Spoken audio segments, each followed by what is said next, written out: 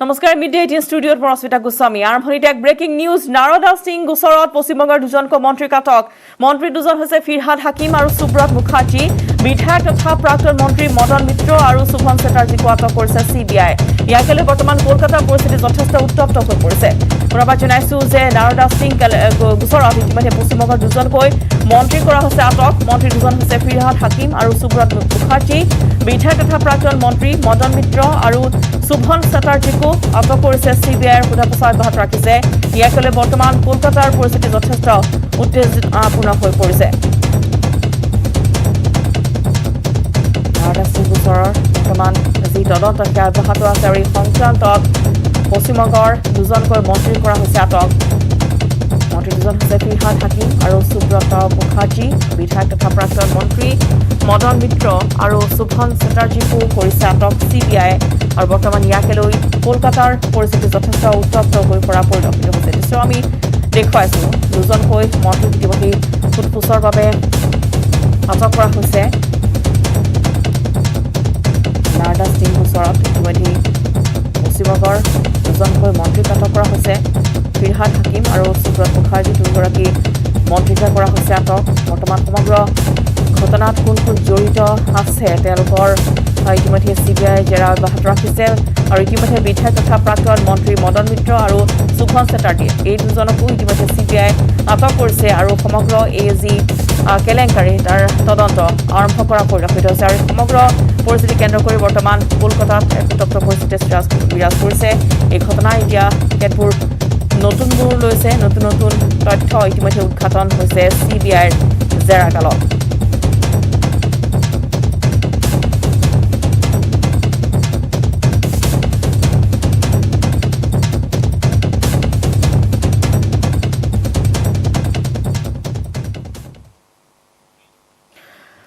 আৰু ইফালে ভাৰতত মুকলি কৰা হৈছে কৰোনা ৰোগৰ ঔষধ ডিআৰডিঅ'ৰ কোভিড ঔষধ মুকলি প্ৰতিৰক্ষা মন্ত্ৰী ৰাজনাথ সিঙে মুকলি কৰিলে ঔষধ ডিআৰডিঅ'য়ে প্ৰস্তুত কৰি উলিয়াইছে কোভিড-19ৰ 2DG ঔষধ ডিআৰডিঅ'ৰ institute of nuclear medicine and allied ছায়েন্সে ডক্টৰ ৰেড্ডিৰ লেবৰেটৰীয়ে মিলি উলিয়াইছে কৰোনাৰ এই ঔষধ প্ৰথম বেটছৰ 10,000 ড'জ 2DG ঔষধ অহা সপ্তাহত মুকলি হ'ব অহা সপ্তাহত কৰোনা আক্ৰান্তক দিব পাৰিব এই ঔষধ 110 জনকৈ কোভিড ৰোগীৰ দেশত প্ৰয়োগ কৰা হৈছে এই ঔষধৰ সফলতাৰ পিছতে মুকলি কৰাত অনুমোদন জনালে BCGI পুনৰবাৰ জনাওঁ যে ভাৰতত মুকলি হৈছে কৰোনা ৰোগৰ ঔষধ ডিআৰডিঅ'ৰ কোভিড ঔষধ মুকলি প্ৰতিৰক্ষা মন্ত্ৰী ৰাজনাথ সিঙে মুকলি কৰিছে ঔষধ ডিআৰডিঅ'য়ে প্ৰস্তুত কৰি উলিয়াইছে কোভিড-19ৰ 2DG ঔষধ ডিআৰডিঅ'ৰ institute of nuclear medicine and allied ছায়েন্সে ডক্টৰ ৰেড্ডিৰ লেবৰেটৰীয়ে মিলি উলিয়াইছে কৰোনাৰ ঔষধ প্ৰথম বেটছৰ 10,000 ড'জ 2DG ঔষধ অহা সপ্তাহত মুকলি হ'ব অহা সপ্তাহত কৰোনা আক্ৰান্তক দিব পাৰিব এই ঔষধ 110 জনকৈ কোভিড ৰোগীৰ দেশত প্ৰয়োগ কৰা হৈছে এই ঔষধৰ সফলতাৰ পিছতে মুকলি কৰাত অনুমোদন জনায় BCGI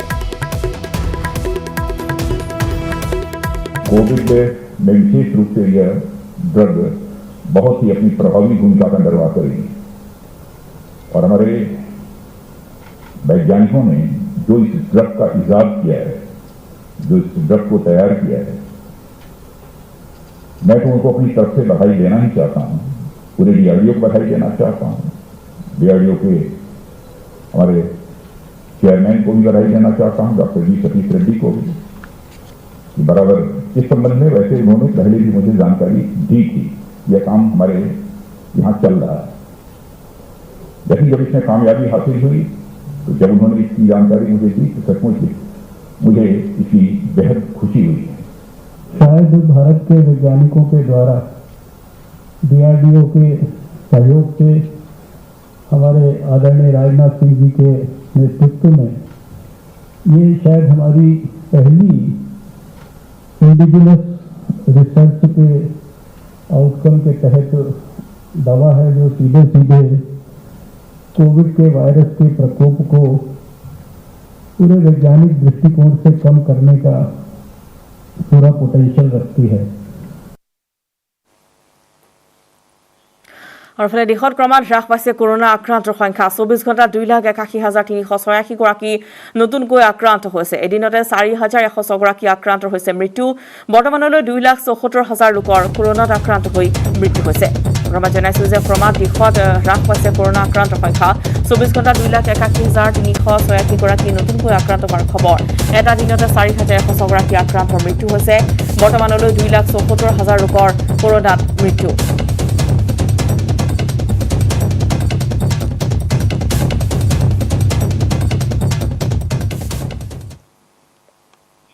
ইফালে ভয়াবহ ৰূপ লৈ আহি আছে সাগৰীয় ঘূৰ্ণী টাউটি ভাৰতীয় বতৰ বিজ্ঞান বিভাগৰ মতে আজি আবেলিৰ ভাগত গুজৰাটৰ উপকূলত খুন্দা মাৰিব সাগৰীয় ঘূৰ্ণী বতাহজাকে মহাৰাষ্ট্ৰৰ ওপৰেৰে কাইলৈ পুৱতি নিশা পাৰ হৈ যাব টাউটি এই সময়ত গুজৰাট আৰু মহাৰাষ্ট্ৰৰ সাগৰ উপকণ্ঠ অঞ্চলত ঘণ্টাত 190 কিলোমিটাৰ পৰ্যন্ত বেগেৰে ধুমুহা অহাৰ সম্ভাৱনা আছে গুজৰাট আৰু মুম্বাইত ইতিমধ্যে আৰম্ভ হৈছে ধুমুহা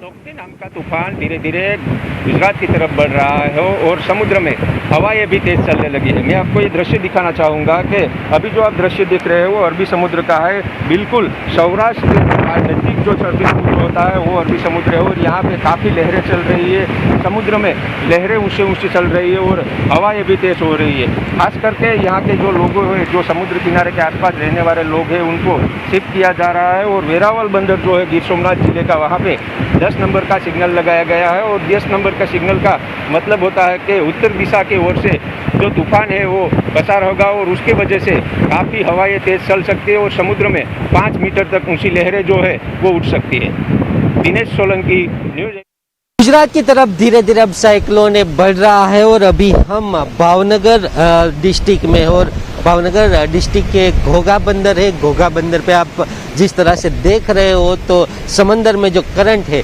वो भी दिख रहा है मौसम विभाग ने भी अभी बता दिया है कि अभी गुजरात से जो साइक्लोन है वो 150-160 किलोमीटर दूर है और जो दीव है उससे ये 150-160 किलोमीटर दूर है अभी जिस तरह से आप देख रहे तो ये घोघा बंदर है घोघा बंदर पे 9 नंबर का जो सिग्नल है वो भी लगा दिया है यानी कि पोर्ट पे से सभी लोगों को सुरक्षित जगह पे स्थलांतरित होने को बोल दिया है अभी यहाँ जो सेंट्रल गवर्नमेंट है उनकी तरफ से 5 भावनगर डिस्ट्रिक्ट में एनडीआरएफ की टीम भी भेज दी गई है साथ ही जो समुद्र किनारे वाला इलाका है वहाँ से लोगों को शिफ्ट कर दिया गया है और जो मछुआरे थे उनको भी जो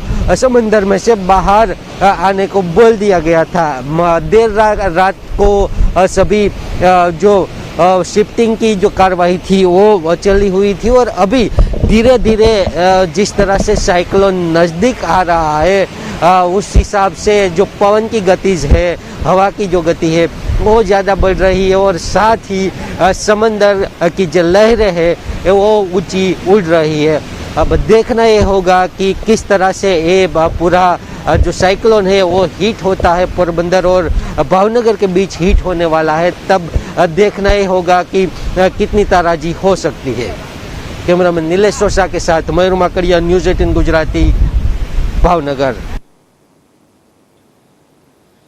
ইফালে সাগৰীয় ঘূৰ্ণী টাউটিৰ গ্ৰাসত পৰিছে মুম্বাই সাগৰীয় ঘূৰ্ণী টাউটি 2 গৰাকীকৈ ভগ্নীৰ হৈছে মৃত্যু সাগৰীয় ঘূৰ্ণী টাউটিৰ প্ৰভাৱত মুম্বাই 2 গৰাকীকৈ ভগ্নীৰ মৃত্যু হোৱাৰ পিছতে এতিয়া বন্ধ কৰি দিয়া হৈছে মুম্বাই বিমানবন্দৰ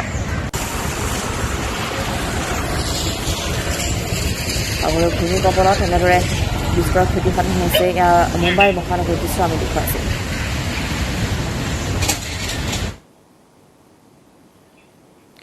উঠিছো ৰাজ্যৰ খবৰলৈ বুকাজানৰ জ্যেষ্ঠ সাংবাদিক ৰুবুল দিহিঙীয়াৰ মৃত্যু কোভিডত আক্ৰান্ত হৈ জিএমচিএইচত মৃত্যু হয় সাংবাদিকগৰাকীৰ নিশা 12:45 শেষ নিশ্বাস ত্যাগ কৰে সাংবাদিকগৰাকীয়ে সাংবাদিকতাৰ উপৰিও বুকাজানৰ বিভিন্ন সামাজিক কাম কাজত আগভাগ লৈছিল ৰুবুল দিহিঙীয়াই নিউজ লাইভৰ সংবাদদাতা ৰুবুল দিহিঙীয়াৰ মৃত্যুত এতিয়া শোকস্তব্ধ হৈ পৰিছে বুকাজানবাসী ৰাইজ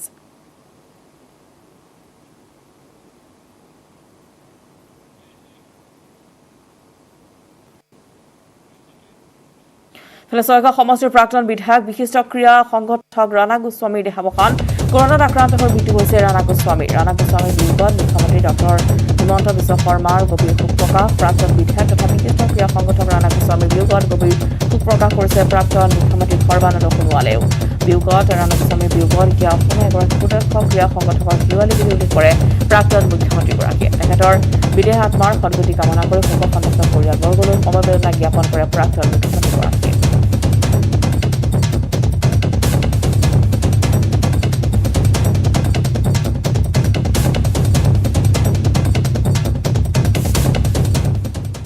মাজলৈ এফালে যদি কৰোনা মহামাৰীয়ে ভয়াৱহ ৰূপ লৈছে ৰাজ্যত, আনফালে আকৌ সমাগত বাৰিষাক লৈ চিন্তাত পৰিছে নৈপৰীয়া ৰাইজ। প্ৰতিটো বছৰে কুৰুৱাৰ মথাউৰি ভাঙি মহাবাহু ব্ৰহ্মপুত্ৰৰ বানপানীৰ কবলত পৰে দৰং জিলাৰ কুৰুৱা অঞ্চল। অৰ্ধনিৰ্মিত অৱস্থাত থকা মথাউৰি শীঘ্ৰে নিৰ্মাণৰ আশ্বাস দিলে জলসম্পদ বিভাগৰ বিষয়াই। দৰং জিলাৰ জলসম্পদ বিভাগৰ বিষয়াক লগত লৈ চিপাঝাৰ নৱনিৰ্বাচিত বিধায়ক ডক্টৰ পৰমানন্দ ৰাজবংশীয়ে কুৰুৱাৰ মথাউৰি পৰিদৰ্শন কৰিলে। ইফালে জলসম্পদ বিভাগৰ বিষয়াসকলে ৩১ মে'ৰ ভিতৰত জিলাখনৰ সকলো মথাউৰি নিৰ্মাণ সম্পূৰ্ণ কৰা হ'ব বুলি আশ্বাস প্ৰদান কৰিছে। বিভাগৰ ফালৰ পৰা দৰং জিলা কেইবাটাও মথাউৰি নিৰ্মাণ কৰি থকা হৈছে। নিৰ্মাণ কিন্তু এতিয়াও সম্পূৰ্ণ হোৱা নাই। যিসকল লোক আছে, নৈপৰীয়াৰ লোক আছে, তেওঁলোকে কিন্তু শংকাত ভুগিছে। আমি দেখুৱাইছোঁ ব্ৰহ্মপুত্ৰৰ মথাউৰি ওচৰে পাছে দেখুৱাইছে। আপুনি মথাউৰি নিৰ্মাণৰ কি পৰ্যায়ত আছে সকলো বুজ লৈছে, কেইবাটাও মথাউৰি পৰিদৰ্শন কৰিলে, কি পালে, কি দেখিলে? কিন্তু আটাইতকৈ ডাঙৰ কথাটো হৈছে কি যে মই ইয়াত যিখিনি পৰ্যবেক্ষণ কৰিলোঁ, এই পৰ্যবেক্ষণৰ ফলত মানে বানপানী যদি অকণমান প্ৰবল হয় এইবাৰ, কিন্তু এই মথাউৰি কিন্তু কোনেও ৰক্ষা কৰিব নোৱাৰে। সেইকাৰণে মই আজি নিজে চাবলৈ আহিছোঁ। আমাৰ কাৰ্যবাহী অভিযন্তাগৰাকীও আহিছে আৰু আপোনালোকেও কৈ আছে যে যিটো ভয়াৱহ বানপানী হৈছিলে, যিধৰণে মানে এই বানপানী এই মথাউৰি খহি পেলাই গোটেই ৰাইজৰ যিটো অৱস্থা, না জল না থলৰ অৱস্থা, গতিকে মই ভাবোঁ যে এই সমস্যাটোৰ ক্ষেত্ৰত মই আজিয়েই আমাৰ ৰাতি মই মাননীয় মুখ্যমন্ত্ৰীৰ সৈতে মই আলোচনা কৰিম। আৰু ইতিমধ্যে আমাৰ জলসম্পদ বিভাগকো আমি আজি যিহেতু লৈ আহিছোঁ, তেখেতসকলক কৈছোঁ যে অচিৰে যদি তেখেতসকলে পাক-কলম প্ৰস্তুত কৰি পেলাই যদি কামটো আৰম্ভ নকৰে, তেতিয়াহ'লে কিন্তু সমস্যা অতি ভয়াৱহ যেন লাগিছে মোৰ। গতিকে তেখেতক মই এই যিটো নেকি আমাৰ সংবাদ মাধ্যমৰ জৰিয়তে আজি এই ক্ষেত্ৰ অধ্যয়ন কৰি পেলাই মই আহ্বান জনাইছোঁ, অনুৰোধ কৰিছোঁ তেখেতে যাতে এইটো ক্ষেত্ৰত বিহিত ব্যৱস্থা হাতত লয় শীঘ্ৰে। কেতিয়া এই কামসমূহ শেষ হ'ব, কিমান ডেডলাইন কিবা দিছে নেকি? আমাৰ এতিয়া কথাটো হৈছে কি, আমাৰ যিটো টিউবুলাৰ মেট্ৰেছৰ যিটো কাম, সেইটো 100 মিটাৰ বাকী আছে। মানে এই সংক্ৰান্তত আমি এটা ছাব এষ্টিমেট জমা দিছিলোঁ। সেইটো এপ্ৰুভেল হোৱাৰ লগে লগে আমি এইটো কামটো শেষ কৰিব পাৰিম, কিন্তু সেইটো গভৰ্ণমেণ্টৰ পৰা এপ্ৰুভেল হ'ব লাগিব। কি দাবী জনাব চৰকাৰক, নতুন চৰকাৰক? আমি চৰকাৰক এইটোৱে অনুৰোধ জনাম যে বৰ্তমান নৱনিৰ্বাচিত চৰকাৰখনে এইটো এটা সুস্থায়ী ব্যৱস্থা কৰাৰ কাৰণে আমি ব্ৰহ্মপুত্ৰৰ যি মানে কিন্তু যথেষ্ট প্লাবিত কৰে অঞ্চল। হয়, ব্ৰহ্মপুত্ৰ পানীয়ে যথেষ্ট আমাৰ ক্ষতি কৰি আহি আছে প্ৰতি বছৰে। আৰু এই যোৱা বৰ্ষত আমাৰ ৰিং বান্ধটো ভাঙি গৈছিলে। তাৰ ফলত মানে বানপানীৰ লগতে গোটেই জনসাধাৰণৰ এটা হুলস্থুলীয়া পৰিৱেশ হৈছিলে। গতিকে চৰকাৰক এইটো দাবী জনাইছোঁ, এইটো যাতে স্থায়ী সমাধানৰ এটা মানে ব্যৱস্থা এটা কৰি জলসম্পদ বিভাগক স্থায়ী সমাধান কৰাৰ দাবী জনাইছে স্থানীয় লোকসকলে। যিহেতু প্ৰতি বছৰে ভয়াৱহ বানপানীৰ কবলত পৰে এই কুৰুৱাৰ বৃহত্তৰ অঞ্চল। এতিয়া নৱনিৰ্বাচিত বিধায়কগৰাকীয়ে সমগ্ৰ পৰিৱেশৰ বুজ লৈ মুখ্যমন্ত্ৰীগৰাকীক অৱগত কৰিবলৈ আমাক জানিব দিছে। আৰু ৰাজ্যখনৰ উদ্বেগজনকভাৱে বৃদ্ধি পাবলৈ ধৰিছে কৰোনা সংক্ৰমণৰ লগতে মৃত্যুৰ সংখ্যা। ইয়াৰ পাছতো যেন গা লৰা নাই একাংশৰ। চৰকাৰী নীতিৰ নিৰ্দেশনা নমনা লোকৰ বিৰুদ্ধে এতিয়া কঠোৰ হৈছে ৰঙাপাৰা আৰক্ষী। দুচকীয়া বাহনত দুজনকৈ উঠি অহা লোকক ৰঙাপাৰা আৰক্ষীয়ে বিহিছে জৰিমনা। ইমানেই নহয়, চৰকাৰী নীতিৰ নিৰ্দেশনা নামানি একাংশ ই ৰিক্সা আৰু অটো ৰিক্সাত অধিক যাত্ৰী কঢ়িয়াই অনা লোককো আৰক্ষীয়ে জৰিমনা বিহিছে। গাড়ীৰ ওপৰতো বা দুচকীয়া বাহনৰ ক্ষেত্ৰত কি ক'ব? নাই, এইটো অলৰেডি SOP যিটো আছে, তো SOP হিচাপত যিটো মানুহখিনি আইন উলংঘন কৰিছে, আৰু সেই হিচাপে আমি দুইটা ব্যৱস্থা লৈছোঁ। আমাৰ ইতিমধ্যে আমাক মাননীয় আমাৰ আৰক্ষী অধীক্ষক মহোদয়, মাননীয় DC ছাৰে আমাক এই ক্ষেত্ৰত আমাক কঠোৰভাৱে এইটো ল'ব দিছিলে। আমি সেই হিচাপে আমি কাম কৰি আছোঁ, যাতে মানুহে ৰাইজে যাতে সজাগ হয় এই ক্ষেত্ৰত। ৰাজ্য চৰকাৰ কোভিড নীতিৰ বাবে মৰিগাঁৱত লোকচানৰ সন্মুখীন হৈছে ক্ষুদ্ৰ ব্যৱসায়ীসকল। পৰিয়াল পোহপাল দিয়াৰ ক্ষেত্ৰত হাহাকাৰ কৰিবলগীয়া পৰিৱেশৰ সৃষ্টি হৈছে ব্যৱসায়ীসকলৰ। অতি কম সময়ত বজাৰ খোলা থকাৰ বাবে সমস্যাত পৰিছে এতিয়া এইসকল ব্যৱসায়ী। নিশ্চয়কৈ সমগ্ৰ দেশ তথা অসমতো আচলতে যি ক'ভিড পজিটিভ এক ত্ৰাসৰ সৃষ্টি কৰিছে আৰু যিখিনি সময়ত আচলতে অসম চৰকাৰে বিভিন্ন পদক্ষেপ গ্ৰহণ কৰিবলগীয়া হৈছে আৰু তৃতীয় পৰ্যায়ৰ যি SOP অনুসৰি যি বজাৰ হাট সেই বজাৰ হাটসমূহ অতি সোনকালে বন্ধ কৰিবলগীয়া হয়, যাৰ ফলত যিসকল ক্ষুদ্ৰ ব্যৱসায় সেই ক্ষুদ্ৰ ব্যৱসায়ীসকলে মাধৰ মাৰ খাবলগীয়া হৈছে। এজন ব্যৱসায়ী আছে, তেখেতৰ পৰা জানিবলৈ চেষ্টা কৰিম কেনেকুৱা আপোনালোকৰ কেনেকুৱা কি সমস্যা আপোনালোকে পাইছে? সমস্যা মানে এইমাত্ৰ আহি পাইছোঁহে, খুলিছোঁ বেচা কিনা একেবাৰে বেয়া, যেনেতে খুলি থাকিবৰ কাৰণে তথাপি আমি ইয়াত বহিছোঁ আহি। কেনেকৈ চলিছে আপোনালোকে? চলাত বিৰাট অসুবিধাই, যেনে মানে পোহপালন দিবৰ কাৰণে অসুবিধা হৈছে তাৰমানে। তথাপি এতিয়া যি মানুহৰ সমাজৰ যি অৱস্থা, মানুহৰ যি দুৰ্দশা, সেইকাৰণে আপোনালোকে বাধ্য হৈ পৰিছে নেকি? হয়, সেইকাৰণে বাধ্য হৈ পৰিছোঁ, তথাপি চলিবৰ কাৰণে চলক তথা আমি চলোঁ, যিয়ে পইচা পাওঁ আৰু বেমাৰটোৰ কথা কি ক'ব? বেমাৰটো মানে কি ক'ৰবাত চাই চিন্তি সকলোৱে সাৱধানতা হৈ চলিব লাগে, সকলোৱে মাস্ক পিন্ধিব লাগে, নিজক নিয়ম কৰি চলি ৰাখিব লাগে। আৰু এজন ব্যৱসায় আছে, কি কয় তেখেতৰ মুখৰ পৰা আমি জানিবলৈ চেষ্টা কৰিম। কেনেকুৱা ব্যৱসায়, কেনেকুৱা বেচা কিনা একেবাৰে বেয়া। কেনেকৈ চলিব এতিয়া আপোনালোকে? এতিয়া চলাত বহুত অসুবিধা হৈছে, যেনেকৈ কিবা কিবি কৰি অন্য হেৰি কৰি কিবা কিবি কৰি পেলাই যেনেকৈ চলি আছোঁ। এতিয়াতো বন্ধ কৰিব হ'লে? এতিয়া বন্ধ কৰিব হ'লে, এতিয়া বন্ধ কৰিবই লাগিব। কেইঘণ্টা বহিলে আপুনি? এতিয়া বৰষুণৰ পিছতে আহিছোঁ, এই 2 ঘণ্টা সময় বহিছোঁ। কেনেকুৱা বিক্ৰী বাক্কা হৈছে নে নাই? একো নাই, এতিয়া সামৰিবই হ'ল, এয়া সামৰিয়ে আছোঁ। কেনেকৈ চলিব এতিয়া? ঘৰখন কেনেকৈ চলাইছে? কেনেকৈ কৰিব আৰু ধাৰ ধুৰ কৰিছোঁ, চলিছোঁ আৰু উপায় নাই আৰু। হয়, নিশ্চয়কৈ আচলতে তেখেতে জনালে। আৰু এটা কথা মই দৰ্শকক জানিবলৈ জনাই থওঁ যে মৰিগাঁও মাছ বুলি ক'লে আচলতে বিখ্যাত, বিভিন্ন জলাশয় বা বিল মৰিগাঁৱত ভৰি আছে, কিন্তু সেইখিনি সময়তো যি বাৰিষা সময় আগমন ঘটিছে, সেইখিনি সময়ত আচলতে এই মাছ মৰা সঁজুলিসমূহ বিক্ৰী হ'ব লাগিছিল, কিন্তু যি ক'ভিড, সেই ক'ভিডৰ পৰিস্থিতিৰ বাবে তেখেতসকলে বিক্ৰী কৰিব পৰা নাই। আৰু এই যিসমূহ ক্ষুদ্ৰ ব্যৱসায়, এই ক্ষুদ্ৰ ব্যৱসায়সমূহ কিন্তু চলাত অত্যন্ত কষ্ট হৈছে। তথাপিও তেখেতসকলে আহ্বান জনাইছে, ৰাইজ ঘৰতে থাকক, কুশলে থাকক।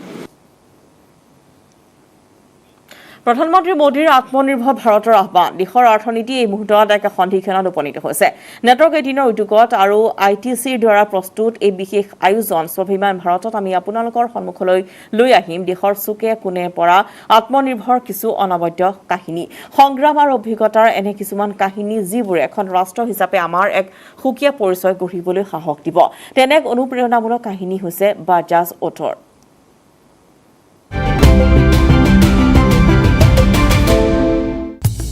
बजाज ऑटो ने भारत में आयातित 2 और 3 पहिया वाहनों की बिक्री शुरू की, लेकिन 1960 तक यह एक लिस्टेड कंपनी बन गई और उन्हें स्वयं भारत में बनाना शुरू कर दिया। और इस सब के पीछे सिर्फ एक ही आदमी था, राहुल बजाज। देश के लिए बेहतरीन 2 पहिया वाहनों को तैयार करने से लेकर 70 देशों में सबसे अधिक पसंद किए जाने वाले मोटरसाइकिल ब्रांड बनने तक बजाज ऑटो ने एक लंबा सफर तय किया है। We saw in the two-wheeler world the entry of global majors and caused a huge tectonic shift from scooters to more highly fuel efficient motorcycles. And there was a brief period where Bajaj Auto struggled, but I think and then it looked into its vast reservoir of technical competence and other capabilities and responded with embracing the motorcycle era and becoming a successful motorcycle manufacturer. अंतरराष्ट्रीय स्तर पर तीसरी सबसे बड़ी motorcycle निर्माता Bajaj auto दुनिया की सबसे मूल्यवान two-wheeler company है, जिसका मार्केट कैप 1 लाख करोड़ रुपए से अधिक है, जो स्वाभिमान भारत की जीती जागती मिसाल है।